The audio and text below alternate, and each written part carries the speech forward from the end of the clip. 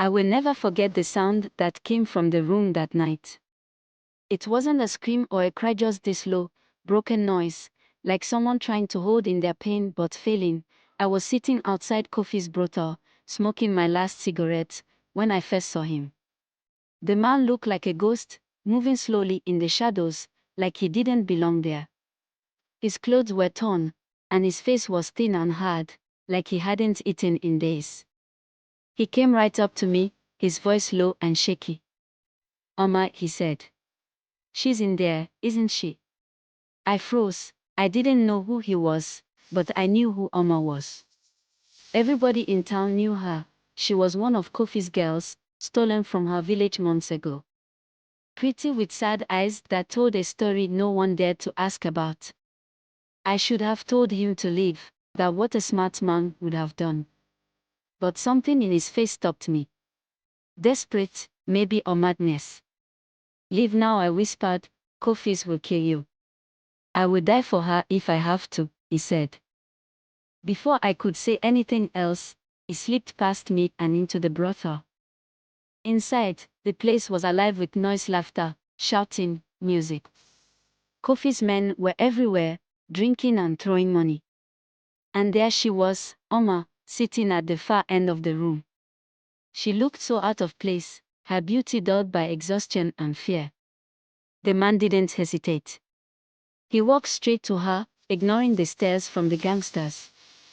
"Oma," he said, his voice breaking. She looked up, and her face changed, first shock, then fear. "Didi," she whispered. "What are you doing here?" "I came for you," he said. "We are going home." Before she could answer, one of Kofi's men stepped forward, laughing. "Who is this fool?" Didi didn't reply. He grabbed Oma's hand and tried to pull her to her feet, but the man grabbed him and threw him to the ground. The whole room erupted in laughter. "What's going on here?" Kofi's voice cut through the noise like a knife.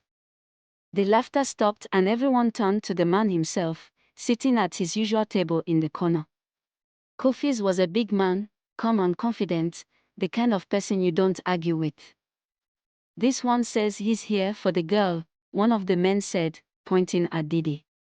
Kofi stood up slowly, walking over to where Didi lay on the floor. "Do you know who I am?" he asked. Didi looked up at him, blood running from his nose. "I know," he said. "And I don't care." The room went silent.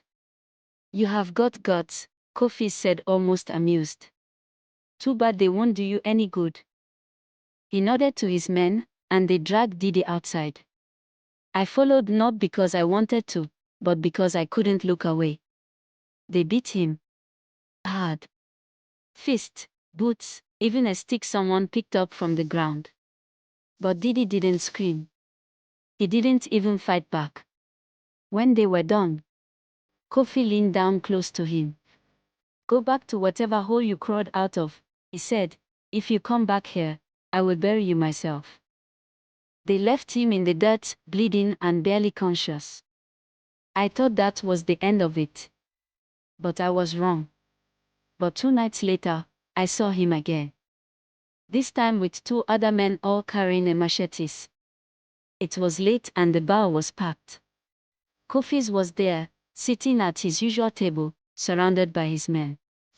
The smell of beer and sweat filled the room. I was in my usual corner, trying not to think about what I did seen 2 nights ago. Then the door opened. Didi walked in, holding a machete in one hand and a kerosene bottle in the other. His face was swollen and bruised, but his eyes burned with something I can only describe as madness. Behind him were 2 other men, also holding machetes. "Where is she?" Didi shouted. Kofi looked up, bored at first.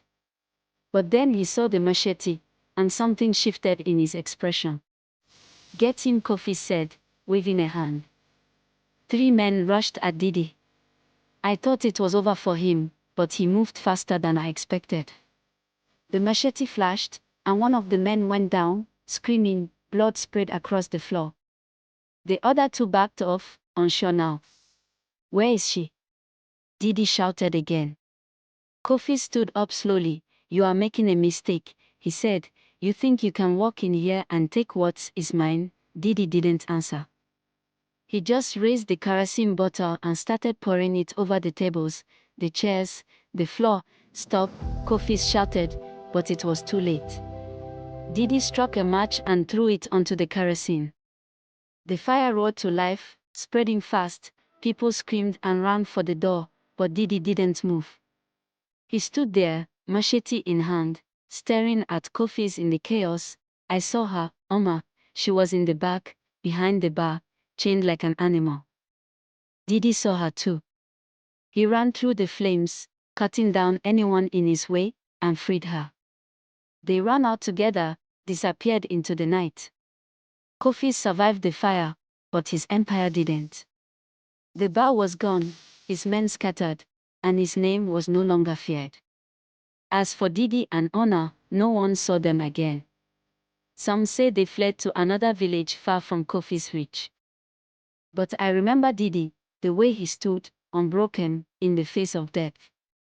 And I remember Oma, the way she clung to him as they escaped. Love can make a man do terrible, beautiful things. And sometimes, it's enough to burn down the world. Get notified of new videos by subscribe to our channel and be a part of the journey.